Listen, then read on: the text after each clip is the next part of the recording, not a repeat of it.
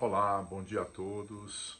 É um grande prazer estar aqui com vocês no Congresso da ABT, que mais uma vez traz a temática de tecnologia educacional. Eu aproveito esse momento primeiro para parabenizar a Associação Brasileira de Tecnologia Educacional pelo seu jubileu de ouro, ou seja, instituição que já completa 50 anos de vida, meio século. Parabenizo a todos e, em especial, agradeço pelo convite de mais uma vez poder participar com uma contribuição singela em relação a efetivamente o nosso assunto básico, que é a tecnologia educacional. Bem, vamos lá. Inicialmente, eu gostaria de, na realidade, me posicionar em relação ao que efetivamente eu tenho me envolvido nos últimos tempos. Eu tenho olhado para o contexto da educação, seja ela da educação formativa, da educação profissionalizante, da educação continuada, né? Ou seja, da capacitação.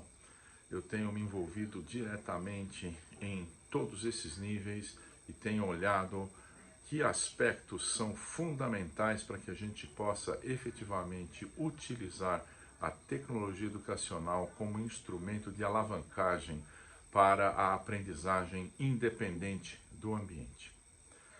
Enfim, nós tivemos nos últimos 2 anos e pouco, né, um efeito que fez com que se acelerasse o processo de uso de tecnologia para o processo educacional e dessa vez de forma indiscriminada. Digo indiscriminada porque não tivemos nem a possibilidade e nem efetivamente a chance de poder escolher como utilizar a tecnologia como suporte para a educação devido ao advento da pandemia.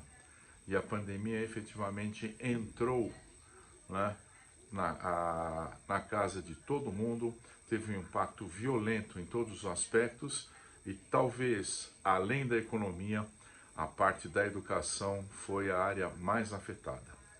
Obviamente, se considerarmos os cursos superiores, né, e a educação universitária e até a capacitação, esses ambientes estavam mais preparados simplesmente para virar a chavinha e continuar o seu dia a dia com o uso da tecnologia, seja na transmissão de aulas, seja no processo de educação online que já se utilizava e as várias tecnologias que envolvem tudo isso.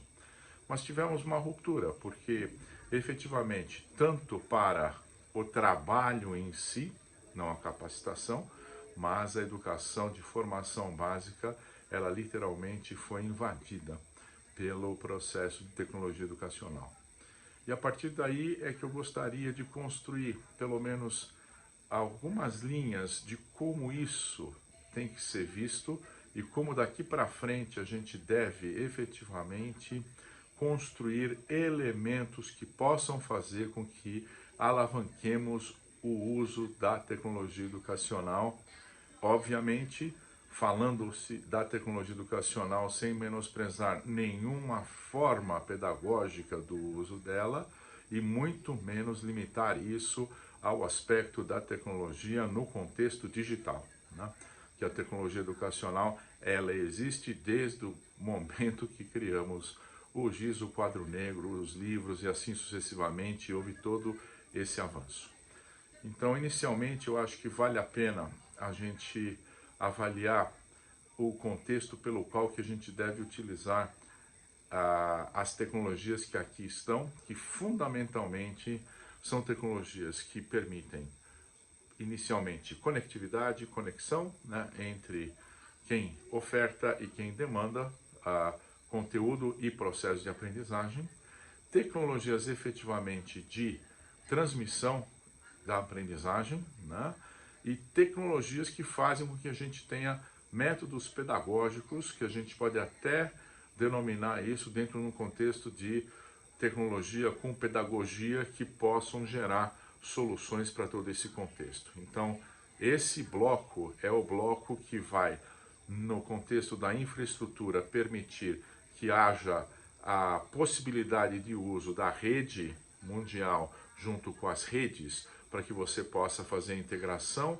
e todos os contextos da interação, do compartilhamento, da disseminação, né, da troca efetiva de comunicação entre pares. Aí nós temos alguns aspectos importantes que devem ser considerados talvez como premissa, né? Não se pode mais imaginar nenhum processo educacional que não tenha tecnologia que promova integração, colaboração e flexibilidade entre os entes que vão utilizá-lo, né? Então, esse talvez seja um dos primeiros parâmetros, né? Talvez o segundo ponto que eu gostaria de explorar, e eu acho que vão surgir discussões e teremos apresentações onde esses elementos vão aparecer tanto em casos como em estudos, pesquisas, etc., que vão ser desenvolvidas, que foram desenvolvidas ou estão sendo desenvolvidas e que certamente farão parte do escopo do nosso programa, né? O segundo ponto está associado de como que nós, efetivamente, tanto gestores educacionais, independente do nível da educação que eu mencionei antes, né, seja universitária, corporativa, de formação básica, etc., e os próprios arquitetos de soluções educacionais, quais são os elementos que a gente deve levar em consideração nesse contexto dos elementos que vão compor a sustentabilidade do nosso processo. E aí a gente pode falar que existe um tripé em relação a isso, né? Que é o tripé que eu denomino do tripé da pedagogia, né? Daquilo que efetivamente a gente vai gerar, focado para aquele público-alvo e os objetivos de aprendizagem que lá estão, né?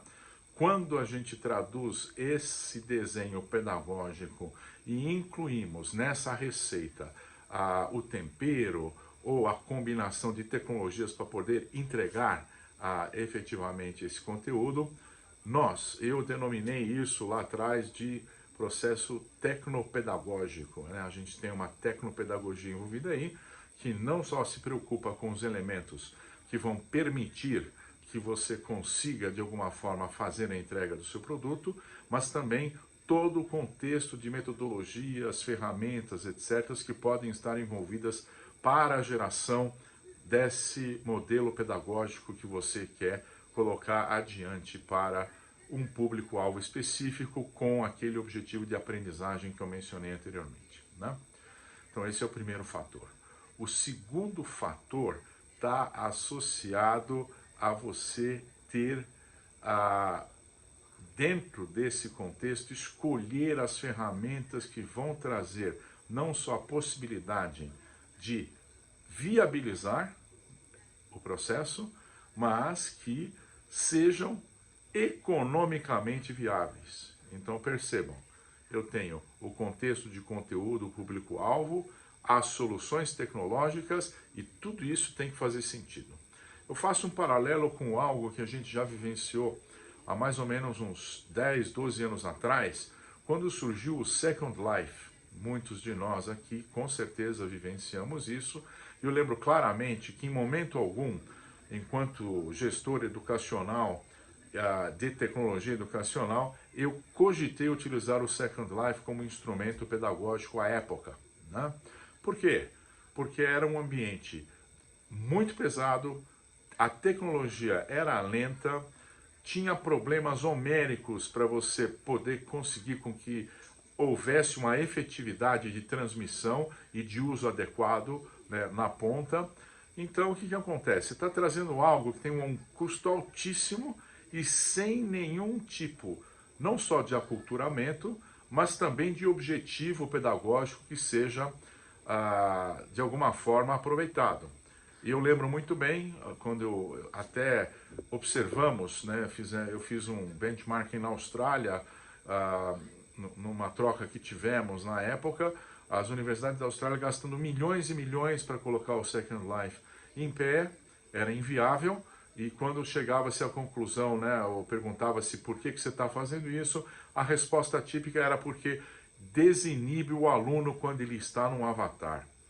Sinceramente falando, a conclusão que eu cheguei à época é que um psicólogo seria mais barato do que efetivamente o uso da tecnologia para desinibir o aluno, né? Por que eu estou mencionando isso? Porque hoje a gente tem, por exemplo, o metaverso.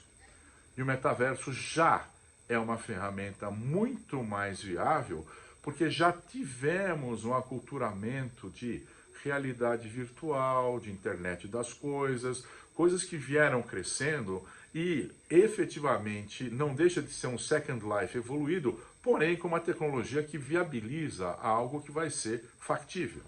Então, esse é o exemplo que eu estou dando para mostrar para vocês que eu posso explorar conteúdos em ambiente virtual, ambiente esse virtual que terá avatar, terá interação, etc., terá espaço virtual físico para interação, tá certo?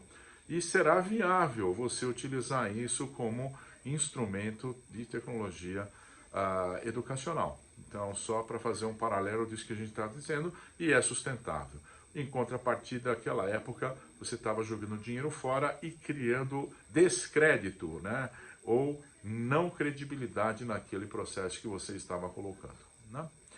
E talvez o terceiro elemento mais importante, que foi também acelerado, pelo menos para o nosso país e para a maioria dos outros países, relacionado à utilização da tecnologia educacional, ela também tem que servir para algo que é fundamental hoje em dia, que é fazer a integração entre as gerações de nativos digitais, que precisam ser formados adequadamente para que não sejam simplesmente autômatos usuários de redes sociais e de outras tecnologias que podem vir aí à frente, né?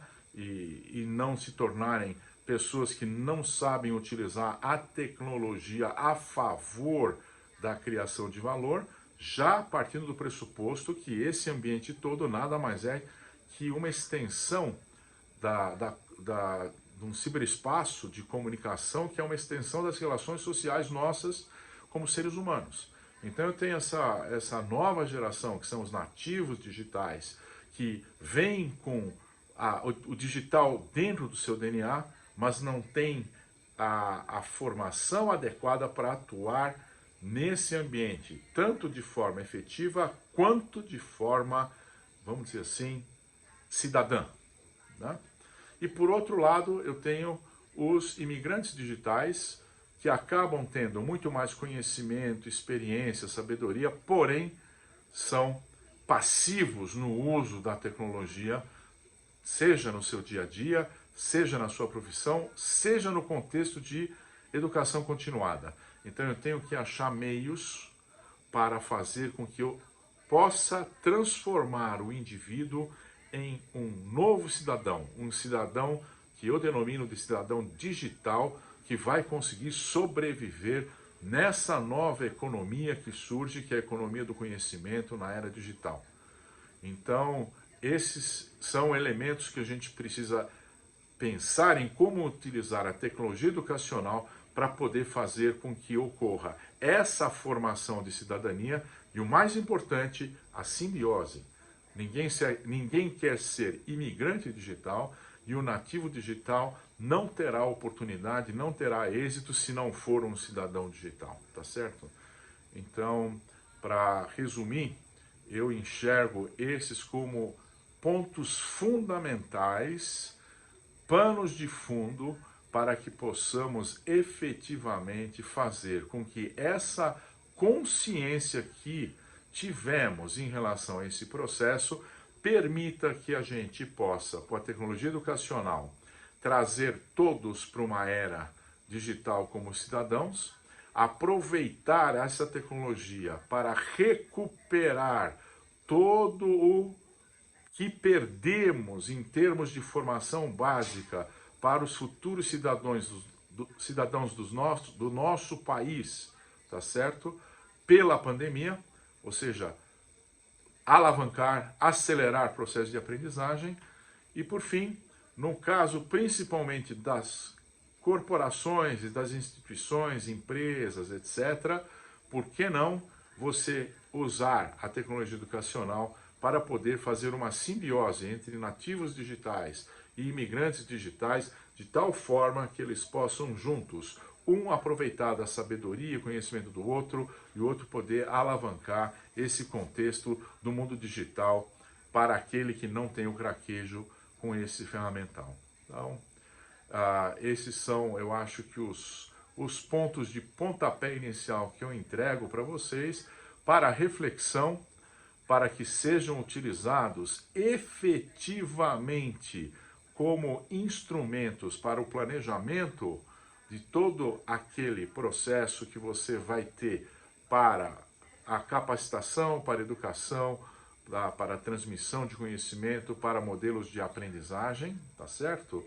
E fazer com que a tecnologia não seja simplesmente mais uma ferramenta de não utilização para a criação de valor e, obviamente, com enfoque muito claro de melhoria da qualidade de vida de todos nós. Desejo a todos um super evento. Sinto não poder estar presente aí com vocês fisicamente na dimensão real, mas tenho certeza absoluta que estou aí de espírito, ok? Muito obrigado, bom evento a todos.